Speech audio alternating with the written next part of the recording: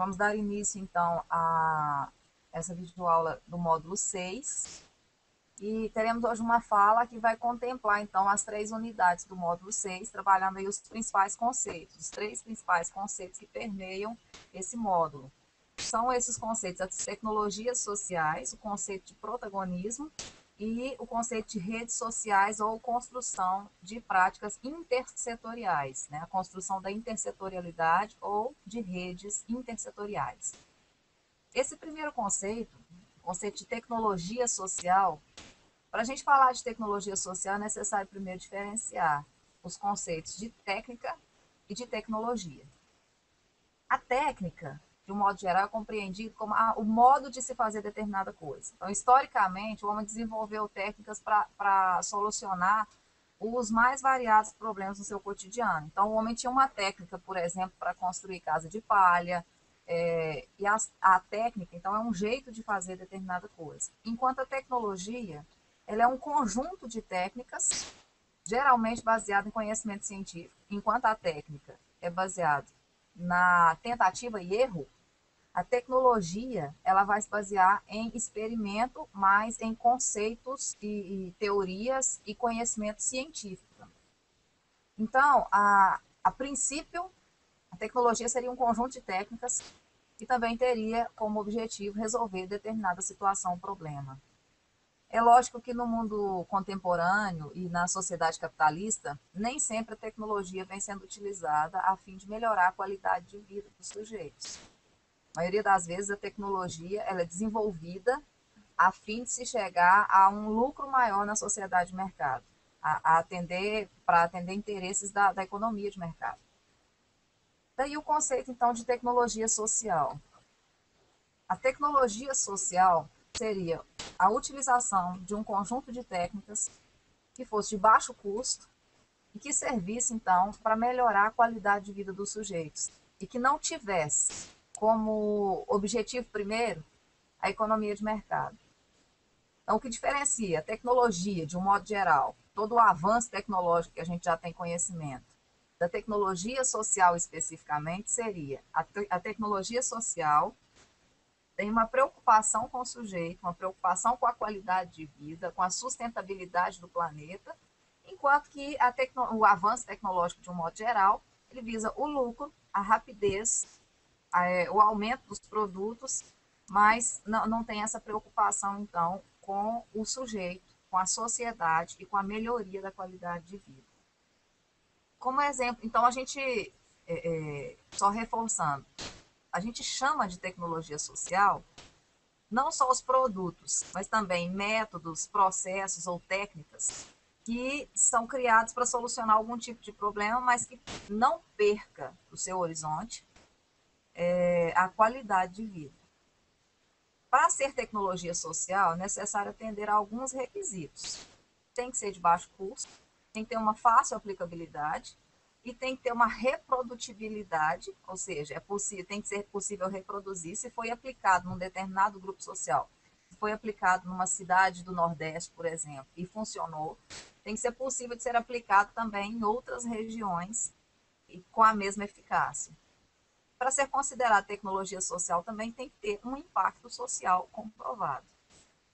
Como nessa categoria está incluído produto, método, processo e tudo isso, a gama de possibilidades daquilo que se é considerado tecnologia social é bastante ampla.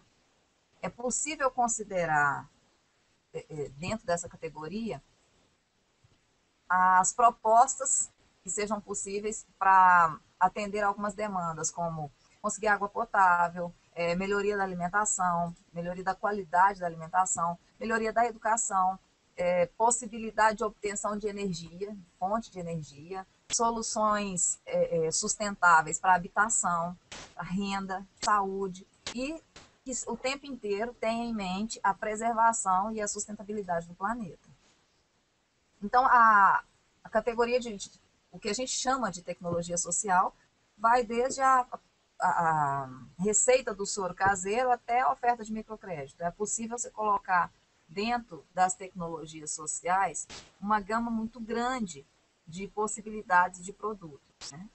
E um exemplo que é sempre utilizado quando se fala de tecnologia social é a construção dos canteiros biosépticos, né? Porque tradicionalmente o que a humanidade fez com a água utilizada nas casas, né? Ou seja, o esgoto. Tradicionalmente, pega-se o esgoto de todas as casas, junta tudo isso, que é uma grande burrice, e logo em seguida lança então nos rios, que é a mesma fonte de onde sai a água, que seria a água potável. À medida que a humanidade foi fazendo isso, obviamente a gente já tem aí a consequência, né, dessa prática. Visando contornar essa saída, esse destino do esgoto, foram criados então canteiros biosépticos que foram experimentados em várias regiões do país e que inclusive a própria Embrapa passou a divulgar, então, a disseminar essa forma de construção, de destinação do esgoto. Em que consiste, então, o canteiro bioséptico? Basicamente, não vamos mais juntar o esgoto de uma residência com o esgoto da residência vizinha.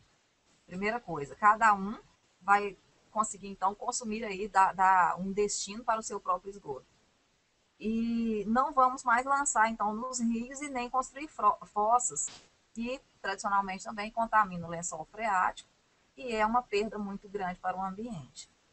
A construção do canteiro bioséptico consiste, então, em construir, cada sujeito, então, constrói no fundo da sua própria casa um reservatório com tijolos.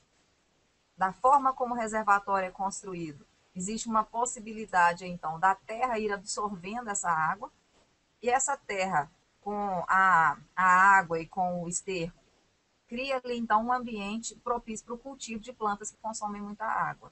Em algumas cidades, foi utilizada a plantação de bananeiras, plantação de tomates e até de hortaliças, mas sempre plantas que necessitam de muita água.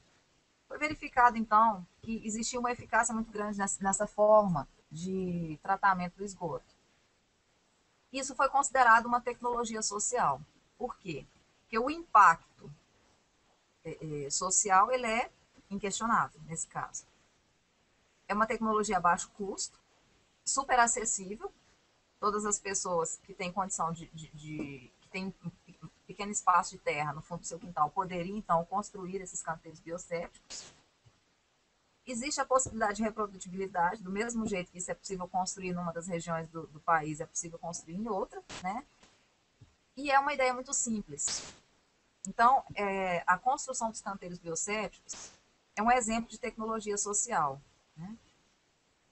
De que outra maneira a gente poderia, então, pensar as tecnologias sociais? Pensando, por exemplo, na educação de jovens e adultos, que é o nosso tema aqui. De que maneira que o conceito de tecnologia social pode se relacionar com a educação de jovens e adultos? Em primeiro lugar, é possível, a partir do conhecimento que o aluno traz, é possível a gente retirar de seus conhecimentos ideias que sejam reprodutíveis, que tenham impacto social, que tenham baixo custo e que sejam seus próprios conhecimentos, possibilidades de tecnologia social. E outro raciocínio que a gente pode ter também em relação a esses dois conceitos, em relação à EJA e à tecnologia social, seria possível pensar que a oferta de educação a jovens e adultos que não se escolarizaram na infância e na adolescência, a simples oferta do ensino de jovem para jovens e adultos pode ser considerada uma tecnologia social? Essa é uma pergunta que cabe reflexão e que existe uma possibilidade infinita de resposta. Primeiro, porque a educação de jovens e adultos não aconteceu de maneira uniforme em todo o território nacional. A educação de jovens e adultos ela acontece de forma diferente em cada região. Que ela tem a sua origem na educação popular, disso nós já sabemos, foi falado nas primeiras unidades desse curso. Então, a educação de jovens e adultos tem a sua origem ligada à educação popular.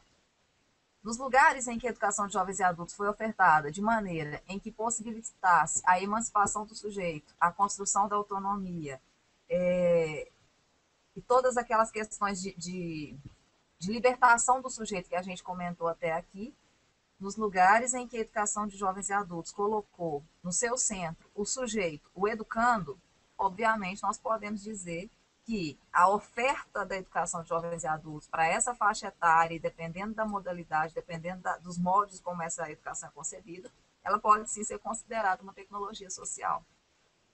Mas nós sabemos que essa não foi a realidade histórica de todo o ensino de jovens e adultos no país. Nós tivemos uma história, por exemplo, do Mobral e dos sistemas de supletivo, que num determinado momento a preocupação não era, a preocupação primeira não era o sujeito, mas atender uma demanda de mercado.